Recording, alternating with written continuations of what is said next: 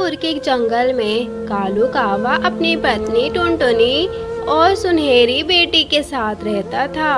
कालू कावा पक्षियों के कपड़े सिल कर अपनी रोजी रोटी चलाता था। कालू कावा उस जंगल में सबसे गरीब पक्षी था। हाँ, देखो ना कितनी रात हो गई है, अब तो सो जाओ। आगे देखने से पहले आपको एक छोटा सा कांटा चुभ जाए तो आपको दर्द होने लगता है, पर वो बाप ही है जो रोजाना अंगारों पर चलकर अपने बच्चों के लिए 2 वक्त की रोजी रोटी का इंतजाम करता है। तो अपने पापा के लिए इस वीडियो को लाइक और सब्सक्राइब भी कर देना। और हाँ दोस्तों, ये वाला इमोजी भी भेज देना। बॉस बेटी 2 लहंगे और बना लूं क्योंकि कल ग्राहक को देने हैं। लो जी, ये वाला लहंगा मैंने काट दिया है, अब आप सिलाई लगा दो। दोनों मियाँ बीवी ऐसे ही कड़ी मेहनत करते थे ताकि उनकी बेटी की अच्छी परवरिश हो सके।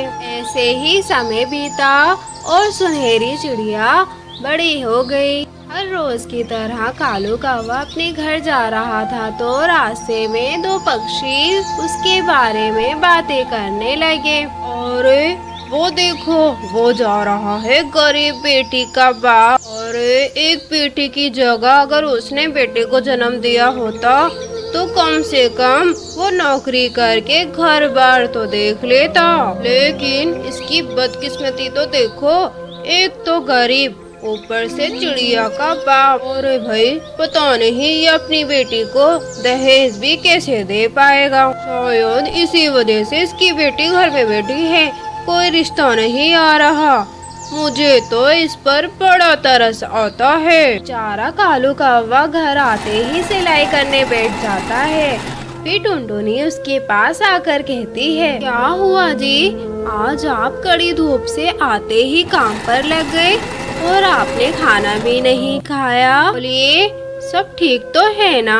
हमारी बेटी अब जवान हो गई है और उसकी उम्र की लड़कियों की शादी भी हो गई है। दिन रात कपड़े सिल कर अपनी आंखें फोड़ कर हम इतने पैसे भी नहीं कमा पा रहे हैं कि अपनी बेटी की शादी कर सके। हमारी तो 2 वक्त की रोटी का भी इंतजाम नहीं हो पाता है, तो अपनी बेटी सुनहरी की शादी कैसे करेंगे? आप परेशान ना हो, बस आप ऊपर वाले पर भरोसा रखें, सब कुछ ठीक हो जाएगा। बाबा माँ, घर में थोड़े से चावल रखे थे, मैंने उसमें नमक मिर्च डालकर पका लिया है, आइए हम तीनों उसमें से थोड़ा थोड़ा खा लेते हैं। सुनहरी चिड़िया के आते ही टुनटुनी और कालू अपने आंसू पोंछ लेते हैं। सुनहरी कटोरा लाती है जिसमें थोड़े से चावल होते हैं, जिन्हें देखकर कालू कावा सोचता है, हे ऊपर वाले,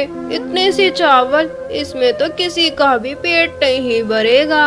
अरे बेटा, मेरा पेट भरा हुआ है, मुझे बिल्कुल भी भूख नहीं है।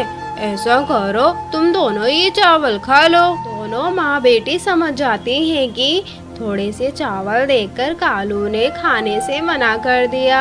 तभी उनके दरवाजे पर एक आवाज आती है, मेरी मदद करो, कोई इस गरीब को खाना खिला दो। कालू कौवा उस बूढ़ी कबूतरी को अपने घर में बिठाता है और उसको पानी पीने के लिए देता है। अरे अम्मा, इतनी तेज बारिश में जंगल में क्यों घूम रही हो?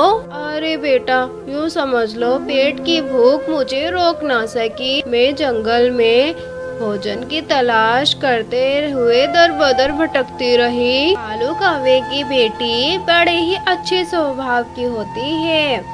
वे अम्मा की बात सुनकर खाने का कटोरा उनको दे देती है। लो अम्मा, इसे तुम खा लो, तुम्हें बहुत जोरों की भूख लगी है ना? खुद के लिए एक दाना नहीं, वो सारे चावल लाकर मुझे दे दिए। हमारे जैसा नेक दिल परिवार कहीं नहीं होगा।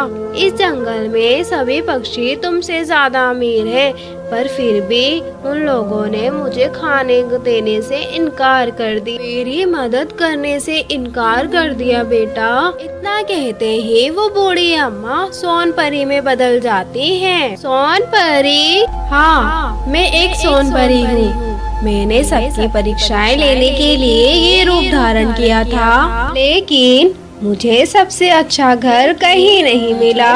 मैं तुम्हें वरदान देती हूँ, जो भी चीज छूकर तुम मेरा नाम लोगे तो वो सोने में बदल जाएगी। कालू कौवा, जो तुमने अपनी बेटी की शादी के लिए लहंगा सिला था, वो जरा एक बार मेरा नाम लेकर छूना। कालू कौवा झट से बक्से में से लहंगा निकालता है और उसे छूकर सोन परी का नाम लेता है। सोन परी का नाम लेते ही वे लहंगा सोने में बदल जाता है। वे करिश्मा देखकर सब लोग हैरान हो जाते हैं। तुम्हारा बहुत बहुत शुक्रिया सोन परी। हाँ सोन परी, तुमने मेरे माँ बाप को सब कुछ दे दिया, हमारी तो सारी परेशानी ही दूर हो गई।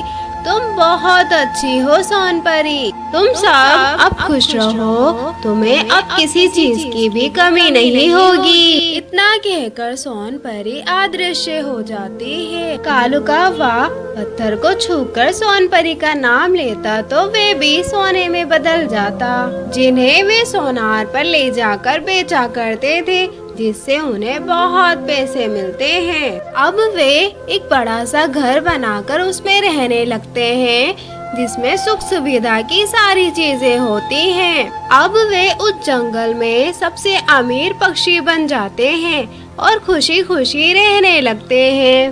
प्यारे दोस्तों, आपको कहानी कैसी लगी हमें कमेंट करके जरूर बताइएगा। और हाँ दोस्तों, अगर आप इस चैनल पे नए हैं तो चैनल को सब्सक्राइब और वीडियो को लाइक जरूर कीजिएगा।